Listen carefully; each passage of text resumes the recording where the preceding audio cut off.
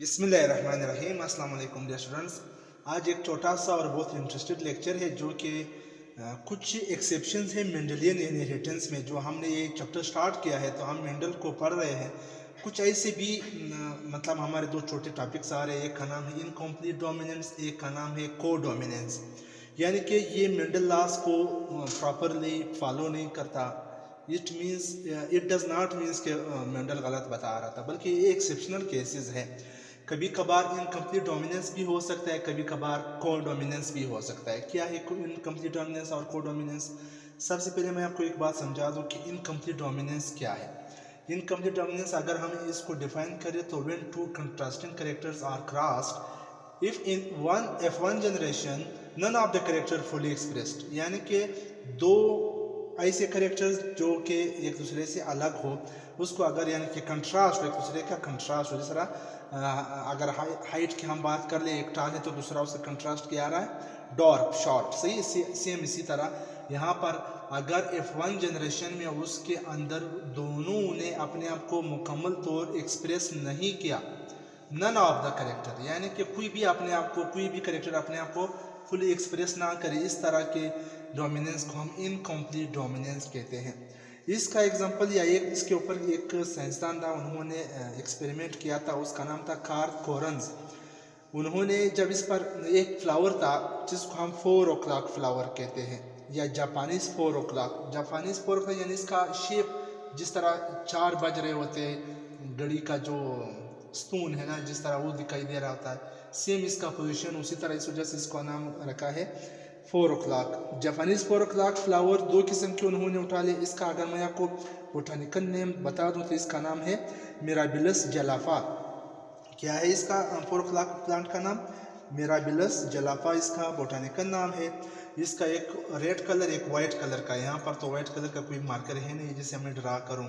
तो जब उन्होंने इसको क्रॉस कर दिया, ये दोनों एक डोमिनेंट कलर है, बल्कि दोनों डोमिनेंट है। जो वाइट कलर है उसको हमने WW से यहाँ पर मैंने एक्सप्रेस किया है, और जो रेड है इसको हमने RR से एक्सप्रेस किया है।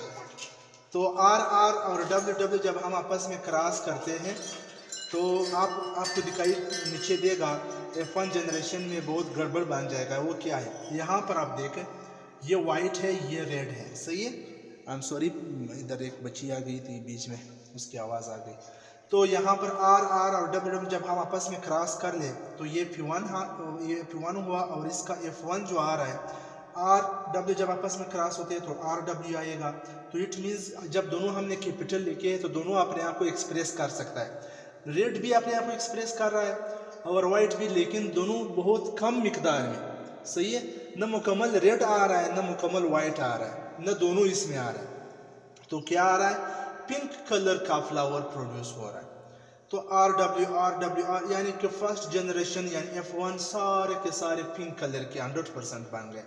न वाइट ने अपने आप को फुली एक्सप्रेस किया, न ही रेड ने अपने आप को फुली एक्सप्रेस किया। फिर आपके अंडरस्टैंडिंग के लिए मैंने इसका जनरेशन 2 यानी कि P2 भी मैंने क्रॉस कर दिया। जब वो सेल क्रॉस हुए तो उसमें से फिर मामूली सा चेंज आ गया। 25% यानी कि उनके 4 अगर बच्चे हो, उसमें से 2 पिंक आएंगे, एक वाइट एक रेड, यानी कि वाइट और रेड उसका नेक्स्ट जनरेशन में एक्सप्रेस हो सकता है 25% के हवाले से, सी। तो ये था इनकम्प्लीट डोमिनेंस, जिसमें दोनों कैरेक्टर्स अपने आप को मुकम्मल तौर एक्सप्रेस ना कर सके। एक इसका मिलता जुलता और टॉपिक है जिसका नाम है को डोमिनेंस। उसमें क्या होता है? उसमें दोनों एलील अपने आप को एक्सप्रेस कर देता है। इनकम्प्लीट डोमिनेंस में उन्होंने मुकम्मल अपने आप को एक्सप्रेस नहीं किया था, लेकिन यहाँ को डोमिनेंस में दोनों अपने आप को एक्सप्रेस कर देता है। किस तरह? पहले डिफिनेशन को देखो। When two contrasting characters are crossed in F1 generation both of them are fully expressed, this phenomena is called codominance. यानी कि ऐसा जब हम इसका क्रॉस कर ले जिसके नतीजे में उसका जो F1 आ रहा है उसमें दोनों चीज़ों का, दो कंट्रास्ट कैरेक्टर्स का, दोनों का कैरेक्टर्स आ जाए, दोनों अपने आप को एक्सप्रेस कर ले, तो इसको हम कहते हैं को डोमिनेंस। इसका बेस्ट एग्जांपल इंसान का ब्लड ग्रुप है AB ब्लड ग्रुप। आपको एक बात बताऊं, ब्लड ग्रुप यहाँ पर ये मैंने ब्लड ग्रुप A लिखा है, ये ब्लड ग्रुप B है, ठीक है। इसको हम इसके एलील्स हम किस तरह लिखते हैं? IA, इसका IB, और अगर ब्लड ग्रुप ओ हो तो उसके साथ हम आई छोटी आई लिखते हैं, बस उसके साथ कुछ नहीं लिखते।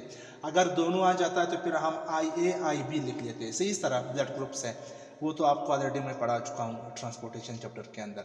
तो यहाँ पर देखो, जब इसका क्रॉस होता है, ये एलील जब इस एलील के साथ क्रॉस होएगा तो जाहिर सी बात है ये ए भी आएगा बी भी आएगा, तो ये दोनों क्या है, डोमिनेंट कैरेक्टर, दोनों अपने आप को एक्सप्रेस कर लेता है। जब दोनों अपने आप को एक्सप्रेस कर लेता है तो यहाँ पर ए भी आया बी भी आया, तो दोनों ने जब अपने आप को एक्सप्रेस कर दिया, इसको हम अब ए बी ब्लड ग्रुप का नाम देंगे। ये भी ए बी बन गया, ये भी ए बी बन गया, ये भी ए बी।